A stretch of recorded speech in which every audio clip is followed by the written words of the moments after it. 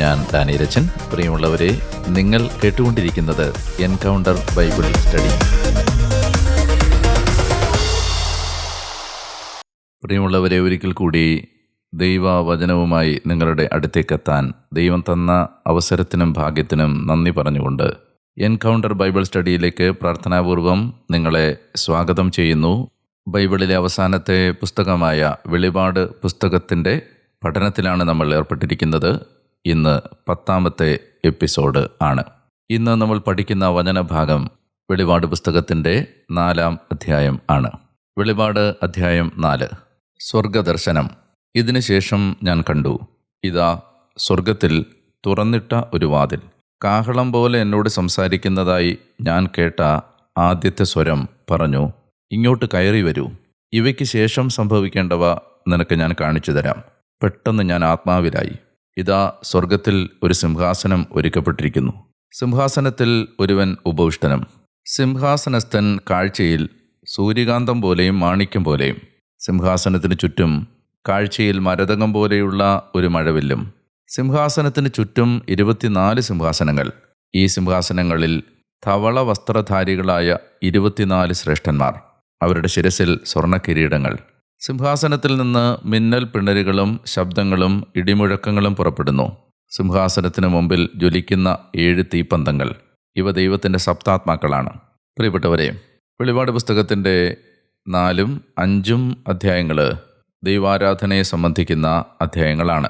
ഈ അധ്യായങ്ങൾ പഠിക്കുന്നതിന് നമ്മൾ അടിസ്ഥാനപരമായി അറിഞ്ഞിരിക്കേണ്ട ചില പശ്ചാത്തല ചിന്തകളിലേക്ക് നിങ്ങളെ ക്ഷണിക്കുക എന്നതാണ് ഇന്ന് പ്രധാനമായും ഞാൻ ഉദ്ദേശിക്കുന്നത്. ഒരു വർഷത്തെ ബൈബിൾ വായനയിൽ പങ്കെടുത്ത ആളുകളാണ് നിങ്ങളെങ്കിൽ, ഈ വായനാ പദ്ധതിയിൽ മുന്നോട്ട് വന്നപ്പോൾ നമ്മൾ ബൈബിളിൻ്റെ മൊത്തത്തിലുള്ള തീമുകൾ തിരിച്ചറിഞ്ഞപ്പോൾ മനസ്സിലാക്കിയ ഒരു പ്രധാനപ്പെട്ട കാര്യം, ബൈബിൾ നമ്മെ നയിക്കുന്നത് ദൈവം നൽകുന്ന വിശ്രമത്തിലേക്കും സമാധാനത്തിലേക്കുമാണ്. വിശ്രമത്തിലേക്ക് പ്രവേശിക്കാനാണ് ദൈവം മനുഷ്യനെ സൃഷ്ടിച്ചത്.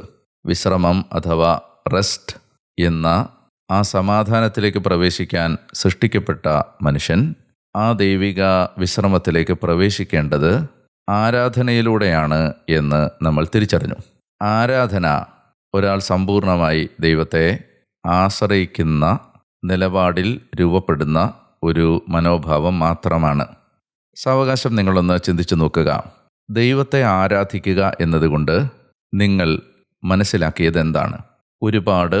നമ്മിൽ പലരും, ഒരുപാട് പേർ ദൈവാരാധനയെ മനസ്സിലാക്കിയത് നമ്മൾ ദേവാലയത്തിൽ വന്ന് ദൈവത്തോട് പ്രാർത്ഥിക്കുന്നത്, പാട്ടുകൾ പാടുന്നത്, ദൈവത്തെ സ്തുതിക്കുന്നത്, നമ്മൾ ഒരുമിച്ച് കൂടി ഒരു കൂട്ടായ്മയായി നിർവഹിക്കുന്ന പ്രാർത്ഥനകളെയോ നമ്മുടെ ആചാരങ്ങളെയോ ഒക്കെ ആണ് ഒരു പരിധിവരെ നമ്മൾ ആരാധന എന്ന സംജ്ഞയ്ക്കകത്ത് ഉൾപ്പെടുത്തി മനസ്സിലാക്കിയത്. എന്നാൽ നമ്മൾ കൃത്യമായി തിരിച്ചറിയേണ്ട ഒരു സത്യം, ആരാധന എന്ന് പറയുന്നത് ഒരു എക്സ്പ്രഷൻ എന്നതിലധികം ഒരു ആറ്റിറ്റ്യൂഡാണ്. നമ്മൾ ചെയ്യുന്ന ചില പ്രവൃത്തികൾ അല്ല സത്യത്തിൽ ആരാധന. ആരാധന ഒരു ആന്തരിക നിലപാടാണ്, മനോഭാവമാണ്. എന്താണ് ഈ ആന്തരിക ഭാവം? ഒരാൾ തൻ്റെ ദൈവത്തെ ജീവിതത്തിലെ മുൻഗണനാ പട്ടികയിലെ 1-ാം സ്ഥാനത്ത് പ്രതിഷ്ഠിച്ച് ആ ദൈവത്തിന് ജീവിതത്തിൽ പരമപ്രധാനമായ മൂല്യവും സ്ഥാനവും നൽകി ആ ദൈവത്തെ മുൻനിർത്തി ജീവിതം നയിക്കുമ്പോൾ അയാളുടെ ആന്തരിക നിലപാടിനെ വിളിക്കുന്ന പേരാണ് ആരാധന. Worship is putting God in priority number 1. നിങ്ങളുടെ ജീവിതം ആത്യന്തികമായി പരിപൂർണമായി ദൈവത്തിൽ ഉറപ്പിച്ചു നിർത്തുന്നതിൻ്റെ ആ നിലപാടിൻ്റെ പേരാണ് ആരാധന. അങ്ങനെയാവുമ്പോൾ നിങ്ങൾക്ക് ദൈവമാണ് ഒന്നാമത്തേത്. അപ്പോൾ ഈ ആരാധനയാണ് യഥാർത്ഥത്തിൽ ബൈബിൾ ട്രസ്റ്റ് എന്ന പേരുകൊണ്ട് സൂചിപ്പിക്കാൻ ആഗ്രഹിച്ചത്. ആശ്രയം, വിശ്വാസം, അതാണ് യഥാർത്ഥത്തിൽ ആരാധന. നിങ്ങളുടെ ഹൃദയത്തിലെ 1-ാം സ്ഥാനം കൈവശപ്പെടുത്തിയിരിക്കുന്നത് ദൈവമാണ് എന്നതാണ് നിങ്ങൾ ആരാധകനാണ് എന്നതിൻ്റെ അർത്ഥം. ഞാൻ ഈ പറയുന്നതിൻ്റെ എല്ലാം ചുരുക്കം, ബൈബിൾ നമ്മളെ നയിച്ചത് ആരാധകരാകാനാണ്, അല്ലെങ്കിൽ ദൈവത്തെ വ്യവസ്ഥകളില്ലാതെ കണ്ണും പൂട്ടി ആശ്രയിച്ച് ദൈവം നൽകുന്ന വിശ്രമത്തിലേക്ക് പ്രവേശിക്കാനാണ്. അതുകൊണ്ടാണ് ദൈവം ഇസ്രായേലിനെ അടിമത്തത്തിൽ നിന്ന് മോചിപ്പിക്കുമ്പോൾ ആ ജനത്തെ 2 കാര്യങ്ങൾ ബോധ്യപ്പെടുത്താൻ ശ്രമിച്ചത്. ഒന്നാമത്തേത് നിങ്ങൾ എന്തല്ല, രണ്ടാമത്തേത് നിങ്ങൾ എന്താണ്. ഇസ്രായേൽ ജനത്തോട് മോശ ദൈവത്തിൻ്റെ നിർദ്ദേശപ്രകാരം അവരെ പറഞ്ഞ് പഠിപ്പിക്കാൻ ശ്രമിച്ച കാര്യം, ഒന്നാമത്തേത് നിങ്ങൾ എന്തല്ല, രണ്ടാമത്തേത് നിങ്ങൾ എന്താണ്. നിങ്ങൾ എന്തല്ല, നിങ്ങൾ ഈജിപ്തുകാരല്ല, നിങ്ങൾ വിജാതീയരെ പോലെ അല്ല, നിങ്ങൾ മറ്റ് ജനതകളെപ്പോലെ അല്ല.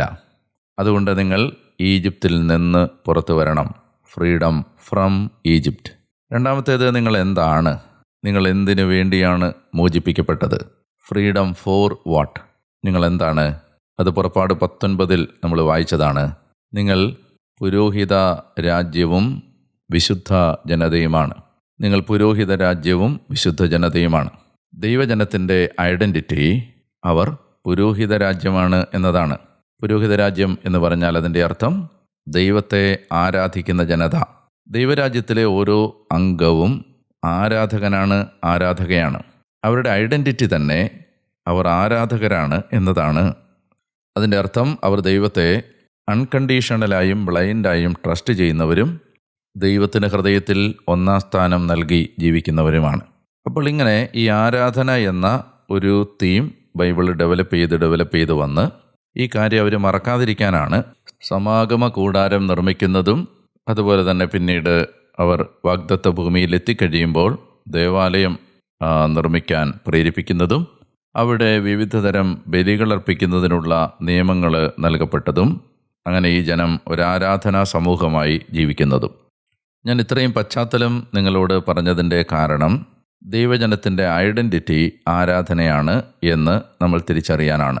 അതുകൊണ്ട് ഇപ്പോൾ വെളിപാട് പുസ്തകത്തിൽ 4ഉം 5ഉം അധ്യായങ്ങളിലായി സ്വർഗത്തിൽ നടക്കുന്ന ആരാധന യോഹന്നാന് കാണിച്ചു കൊടുക്കുമ്പോൾ അത് എന്തിനാണ് എന്ന് മനസ്സിലാക്കേണ്ടതിനാണ് ഈ പശ്ചാത്തല ചിന്തകൾ ഓർമ്മിപ്പിച്ചത്. എന്തിനായിരിക്കും യോഹന്നാനെ സ്വർഗദർശനം കാണിച്ചു കൊടുത്ത് സ്വർഗീയ ആരാധന യോഹന്നാൻ്റെ മുമ്പിൽ വെളിപ്പെടുത്തപ്പെട്ടത്? ഞാൻ മുൻപ് ഒരു എപ്പിസോഡിൽ സൂചിപ്പിച്ചിരുന്നു, ദൈവജനം ഇപ്പോൾ പീഡനത്തിൻ്റെ നടുവിലാണ്. യോഹന്നാന് ഈ വെളിപാട് നൽകപ്പെടുമ്പോൾ പീഡിപ്പിക്കപ്പെടുന്ന ഒരു സഭയ്ക്ക് ദൈവം നൽകുന്ന ആശ്വാസത്തിൻ്റെ ആൻറ്റിഡോട്ടാണ്, മരുന്നാണ് അവർ ആരാണെന്നും അവരുടെ ലക്ഷ്യമെന്താണെന്നും അവരെ ഓർമ്മിപ്പിക്കുന്നത്. പീഡിപ്പിക്കപ്പെടുന്ന ഈ ജനതയോട് യോഹന്നാന് പറയാൻ ഒറ്റ കാര്യമേ ഉള്ളൂ: നിങ്ങൾ ആരാധനാ സമൂഹമാണ്. ഈ ആരാധന ജനത്തിന് സ്വർഗീയ ആരാധന എന്താണെന്ന് മനസ്സിലായാൽ, സ്വർഗത്തിൽ നടക്കുന്ന കാര്യങ്ങൾ എന്താണെന്ന് വെളിപ്പെട്ട് കിട്ടിയാൽ, തങ്ങളുടെ ഈ സഹനങ്ങളെ ആ ആരാധനയിലേക്ക് ചേർത്ത് വെക്കാൻ കഴിയും. ആരാധകർക്ക് തങ്ങളുടെ ദൈവം ആരാണെന്ന് മനസ്സിലാവും. അങ്ങനെ മനസ്സിലാവുന്ന ആ ജനത്തിന് ഈ പീഡനത്തിൻ്റെ നടുവിൽ അവർ കാണുന്നതല്ല യാഥാർത്ഥ്യം എന്ന് മനസ്സിലാക്കാനാവും. തങ്ങളുടെ മുൻപിൽ നിൽക്കുന്ന രാജാവല്ല യഥാർത്ഥ രാജാവ്, തങ്ങൾ കടന്നുപോകുന്ന സഹനങ്ങളല്ല ജീവിതത്തിൻ്റെ നിതാന്ത നിത്യസത്യം, തങ്ങൾ അനുഭവിക്കുന്ന വേദനയല്ല എന്നും നിലനിൽക്കാൻ പോകുന്ന ജീവിതത്തിൻ്റെ യാഥാർത്ഥ്യം.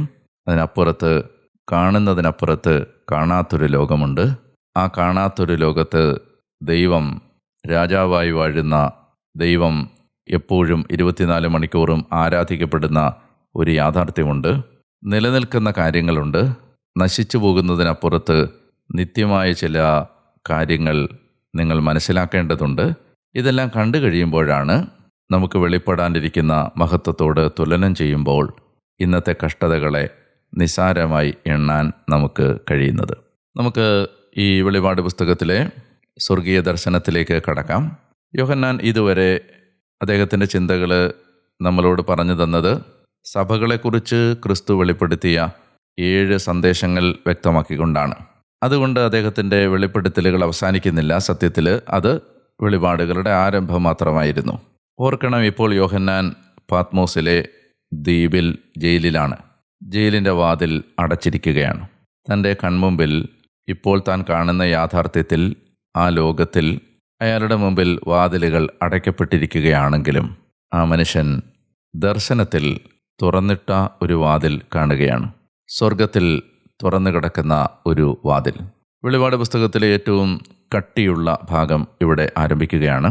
നമ്മളൊരു പഴം കഴിക്കുകയാണെങ്കിൽ ആ പഴത്തിൻ്റെ മൃദുല ഭാഗങ്ങൾ അവസാനിച്ചു. ഇനിയുള്ളത് അതിൻ്റെ ഹാർഡ് പാർട്ടാണ്, അതിൻ്റെ കഠിനമായ ഭാഗമാണ്.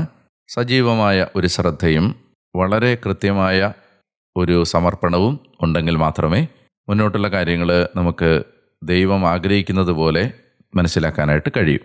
ലൊക്കേഷൻ ഇപ്പോൾ ഭൂമിയിൽ നിന്ന് സ്വർഗത്തിലേക്ക് മാറുകയാണ്. അതുകൊണ്ട് തന്നെ നമ്മുടെ ജീവിതയാത്രയിൽ നമ്മൾ കണ്ടിട്ടില്ലാത്തതും കേട്ടിട്ടില്ലാത്തതുമായ ചില കാര്യങ്ങൾ പരിചയപ്പെടുത്തപ്പെടുമ്പോൾ അവയെ നമ്മൾ പരിപൂർണമായി മനസ്സിലാക്കുന്നതിന് സജീവമായൊരു ശ്രദ്ധ ആവശ്യമുണ്ട് എന്ന് ഞാൻ ഓർമ്മിപ്പിച്ചു എന്നേ ഉള്ളൂ.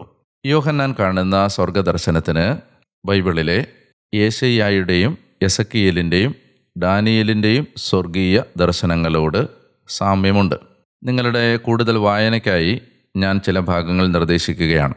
യോഹന്നാൻ്റെ സ്വർഗീയ ദർശനം മനസ്സിലാക്കുന്നതിന് സഹായകരമായ ആദ്യത്തെ പഴയ നിയമ ഭാഗമാണ് യേശയ്യായുടെ പ്രവചനം 6-ാം അധ്യായം 1 മുതൽ 8 വരെ വാക്യങ്ങൾ. രണ്ടാമതായി എസക്കിയേലിൻ്റെ പ്രവചനം 1-2 അധ്യായങ്ങൾ. മൂന്നാമത്തേത് ദാനിയേലിൻ്റെ പ്രവചനം അധ്യായം 7 വാക്യങ്ങൾ 9 മുതൽ 27 വരെ. ഈ 3 ഭാഗങ്ങളും നമുക്ക് ഈ ഒരു എപ്പിസോഡിൽ വായിക്കുക അസാധ്യമാണ്. നിങ്ങളത് മനസ്സിരുത്തി വായിച്ചിട്ട് വേണം യോഹന്നാൻ്റെ 4-ാം അധ്യായത്തിലെ വെളിപാടിലേക്ക് കടക്കാൻ. സ്വർഗത്തിൽ കാണുന്ന ആരാധനയുടെ വിശദാംശങ്ങൾക്ക് ഇസ്രായേലിൻ്റെ സമാഗമ കൂടാരവുമായും ഇസ്രായേലിൻ്റെ സോളമൻ പണിത ദേവാലയവുമായും പല താരതമ്യങ്ങളും പല സമാനതകളും കണ്ടെത്താൻ കഴിയും. അതിനൊരു കാരണമുണ്ട്. പുറപ്പാട് പുസ്തകത്തിൻ്റെ 26-ാം അധ്യായം 30-ാം വാക്യത്തിലും ഹെബ്രായ ലേഖനത്തിൻ്റെ 8-ാം അധ്യായത്തിൻ്റെ 5-ാമത്തെ വാക്യത്തിലും നാം കാണുന്നതനുസരിച്ച് പുറപ്പാട് 26-30 ഹെബ്രായർ 8-5 നമ്മൾ കാണുന്നതനുസരിച്ച് സ്വർഗത്തിൻ്റെ മാതൃകയിലാണ് ഭൂമിയിലെ ആരാധനാ ഇടം നിർമ്മിക്കപ്പെട്ടത്. അതായത് ദൈവം സമാഗമ കൂടാരം പണിയാൻ ആവശ്യപ്പെട്ടപ്പോൾ അത് സ്വർഗത്തിൽ നടക്കുന്ന ആരാധനയുടെ ഒരു മാതൃകയിലാണ് അത് പണിയാൻ ആവശ്യപ്പെട്ടത്. അതുകൊണ്ട് തന്നെ പഴയ നിയമത്തിലെ സമാഗമ കൂടാരവുമായും ദേവാലയവുമായുമുള്ള പല സമാനതകളും ബന്ധവും താരതമ്യ പഠനങ്ങളും നമുക്ക് യോഹന്നാൻ കാണുന്ന സ്വർഗീയ ദർശനത്തിൽ സാധ്യമാണ്. യോഹന്നാൻ്റെ ശരീരം പാത്മോസിലെ ദ്വീപിലെ ജയിലിലായിരുന്നെങ്കിലും അദ്ദേഹം ആത്മാവിലായി എന്ന് 2-ാമത്തെ വാക്യത്തിൽ നമ്മൾ വായിക്കുന്നു. അദ്ദേഹം ആത്മാവിൽ ലയിച്ചിരിക്കുകയാണ്. ആദ്യം അദ്ദേഹം കേട്ട ആ സ്വരം, കാഹളത്തിൻ്റേതുപോലെയുള്ള ആ സ്വരം യോഹന്നാനോട് പറയുകയാണ്, ഇങ്ങോട്ട് കയറി വരിക. തിരുസഭയിലെ ഓരോ പരിശുദ്ധ കുർബാനയിലും നിങ്ങൾ ശ്രദ്ധിച്ചിട്ടുണ്ടെങ്കിൽ അറിയാം, നിങ്ങളുടെ ഹൃദയങ്ങൾ ഉന്നതങ്ങളിലേക്ക് ഉയർത്താനുള്ള ഒരു ക്ഷണം അവിടെ നൽകപ്പെടുന്നുണ്ട്. ആദ്യം നമ്മൾ ഈ അധ്യായങ്ങൾ മനസ്സിലാക്കുന്നതിന് നമ്മൾ ഗ്രഹിക്കേണ്ട ഒരു പ്രധാനപ്പെട്ട കാര്യം അതാണ്. റോമൻ ലിറ്റർജിയിൽ ഇങ്ങനെയുണ്ട്, ലിഫ്റ്റ് അപ്പ് യുവർ ഹാർട്ട്സ്, നിങ്ങളുടെ ഹൃദയങ്ങൾ ഉയർത്തുവിൻ. മലങ്കര സുറിയാനി സഭയുടെ പരിശുദ്ധ കുർബാനയിൽ ഇങ്ങനെയുണ്ട്, നിങ്ങളുടെ ബോധങ്ങളും വിചാരങ്ങളും ഹൃദയങ്ങളും പിതാവായ ദൈവത്തിൻ്റെ വലതുഭാഗത്തിരിക്കുന്ന മിശിഹാ തമ്പുരാൻ ഇരിക്കുന്ന ആ ഉന്നതങ്ങളിലേക്ക് ഉയർത്തണം. സീറോ മലബാർ സഭയുടെ ആരാധനയിലും നിങ്ങളുടെ വിചാരങ്ങൾ ഉന്നതങ്ങളിലേക്ക് ഉയരട്ടെ എന്ന പ്രാർത്ഥന ശ്രദ്ധിച്ചിട്ടുണ്ടാവും. എല്ലാ ലിറ്റർജിയിലും പ്രധാനപ്പെട്ട ഒരു ഭാഗമായിട്ട് കാണുന്ന ഒരു വാചകമാണ്, ഒരു പ്രാർത്ഥനയാണിത്. എന്തുകൊണ്ടാണ് അത്? ഇവിടെയാണ് നമ്മൾ ക്രിസ്തുവിൻ്റെ കുരിശിലെ ബലിയെ സംബന്ധിക്കുന്ന വളരെ പ്രധാനപ്പെട്ട ചില സത്യങ്ങൾ ഒരിക്കൽ കൂടി ഓർമ്മിക്കേണ്ടത്. ഹെബ്രായ ലേഖനം പറയുന്നതനുസരിച്ച് ക്രിസ്തുവിൻ്റെ ബലി എന്നേക്കുമായി സമർപ്പിക്കപ്പെട്ട ഏക ബലിയാണ്. അത് ആവർത്തിക്കാൻ കഴിയില്ല. ദൈവം തന്നെയായ പുത്രൻ, ദൈവം തന്നെയായ പിതാവിന് തന്നെ സമ്പൂർണമായി സമർപ്പിച്ച രക്തം ചിന്തിയുള്ള ഈ ബലി ഒരിക്കലും ഒരു മനുഷ്യനും ഇനി ആവർത്തിക്കാൻ കഴിയില്ല. അതുകൊണ്ട് കുരിശിലെ ബലി നമുക്ക് ആവർത്തിക്കാൻ കഴിയില്ല. ഏതർത്ഥത്തിൽ? രക്തം ചിന്തിയുള്ള ബലി ആവർത്തിക്കാൻ കഴിയില്ല. എന്നാൽ നമുക്കറിയാം, പുത്രൻ കുരിശിൽ പിതാവിന് അർപ്പിച്ച ആ ബലിയായിരുന്നു ഭൂമിയിൽ മനുഷ്യരുടെ പ്രതിനിധിയായി നിന്ന് ദൈവപുത്രനായ യേശു സമർപ്പിച്ച മാനവകുലത്തിന് സാധ്യമായ ഏറ്റവും വലിയ ശ്രേഷ്ഠമായ ആരാധന. അതിനേക്കാൾ വലിയ ഒരു ആരാധന ഇല്ല. അതുകൊണ്ട് കർത്താവ് മടങ്ങിപ്പോകുന്നതിൻ്റെ തലേ രാത്രിയിൽ സിഹിയോൻ മാളികയിൽ തൻ്റെ ശിഷ്യന്മാരെ ഒരുമിച്ച് കൂട്ടി അവരെ ചേർത്ത് നിർത്തി അവരുടെ കാതുകളിൽ അതിപ്രധാനമായ ഒരു രഹസ്യം അവരോട് ആവശ്യപ്പെട്ടിട്ടാണ് അവിടുന്ന് ഭൂമിയിൽ നിന്ന് കടന്നുപോയത്.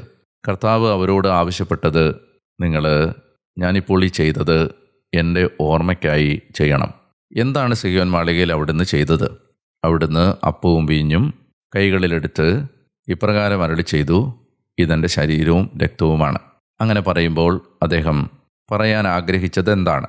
നിഷ്പക്ഷമായി സത്യസന്ധമായി നമ്മൾ മനസ്സിലാക്കിയാൽ കർത്താവ് പറയാൻ ശ്രമിക്കുകയാണ്, നാളെ വെള്ളിയാഴ്ച മധ്യാഹ്നത്തിൽ കുരിശിൽ സമർപ്പിക്കപ്പെടാൻ പോകുന്ന, കൊല്ലപ്പെടാൻ പോകുന്ന എൻ്റെ ശരീരമാണിത്, ഒഴുക്കപ്പെടാൻ പോകുന്ന എൻ്റെ രക്തമാണിത്. ഞാൻ മടങ്ങി വരുന്നതുവരെ, രണ്ടാമത് വരുന്നതുവരെ എൻ്റെ ഓർമ്മയ്ക്കായി നിങ്ങൾ ഇപ്രകാരം ചെയ്യണം. എന്താണ് യേശു ഉദ്ദേശിക്കുന്നത്? ഞാൻ നാളെ വെള്ളിയാഴ്ച മധ്യാഹ്നത്തിൽ കാൽവരിയിലെ കുരിശിൽ അർപ്പിക്കുന്ന രക്തം ചിന്തിയുള്ള ആ ബലി ആ വിധത്തിൽ നിങ്ങൾക്ക് ഇനി അർപ്പിക്കാൻ കഴിയില്ല. എന്നാൽ അതാണ് ഏറ്റവും ശ്രേഷ്ഠമായ, ഏറ്റവും വലിയ ആരാധന. അതിൽ കുറച്ചൊരാരാധന പിതാവിന് പ്രസാദകരമാവില്ല. അത് സമ്പൂർണമായ ബലിയും ആരാധനയുമാണ്. എനിക്കൊരാഗ്രഹമുണ്ട്, നിങ്ങളും അതുപോലെ നിങ്ങളെ അർപ്പിക്കണം. നിങ്ങളും അതുപോലെ പിതാവിനെ ആരാധിക്കണം. അതിന് ഞാൻ ചെയ്തതുപോലെ രക്തം ചിന്തിയുള്ള ആ കാൽവരി ബലി നിങ്ങൾക്ക് ആവർത്തിക്കാൻ കഴിയാത്തതുകൊണ്ട് അതേ ബലി, അതേ ആരാധന പ്രതീകങ്ങളിലൂടെ അർപ്പിക്കുന്നതിന് ഞാനൊരു സാഹചര്യം നിങ്ങൾക്ക് സൃഷ്ടിച്ചു തരികയാണ്.